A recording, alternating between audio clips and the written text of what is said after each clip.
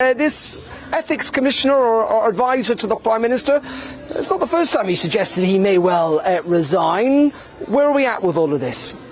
Yes, he does seem to be in a bit of a yo-yoing position. However, Lord Geit sent the Prime Minister a letter just a few days ago suggesting that the Prime Minister should explain himself as to why he has not breached the ministerial code with regard to his fixed penalty notice. Now, it has to be said, at the same time we learnt of this letter, we also learnt of Boris Johnson's reply to this letter, in which the Prime Minister stated that he did not think that a fixed penalty notice, being a step short of a criminal penalty, that it is a sort of halfway house as it was designed, does not count as a breach of the code, is not a specific criminal penalty. He also made mention in that letter of the Chancellor's fixed penalty notice, a much more contentious fixed penalty notice, I suppose, with many people a bit bewildered as to why the Chancellor received one for his brief appearance around the cabinet table at a rather miserable-looking event with some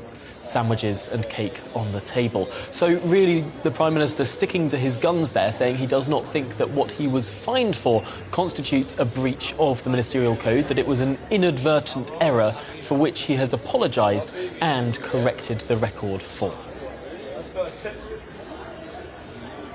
Indeed, Tom, also we heard, didn't we, from the Prime Minister this afternoon, he suggested that he did think about resigning, it seems from that interview he was given to Mumsnet, but it'd be irresponsible, he put it, to do so.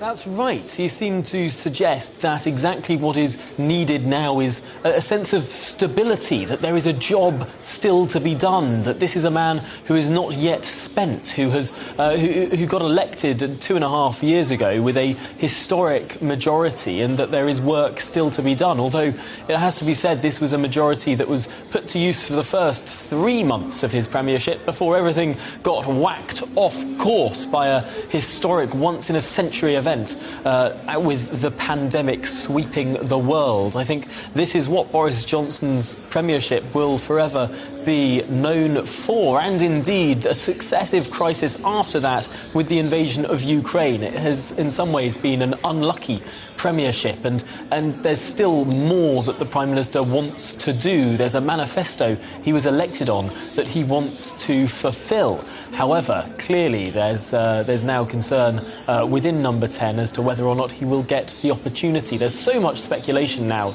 that the number of letters in may well have actually passed the threshold. Unlikely we will find out until the start of next week, with Sir Graham Brady not wanting to announce this over recess, if that is it has happened, not wanting to spoil the Queen's Jubilee bank holiday weekend.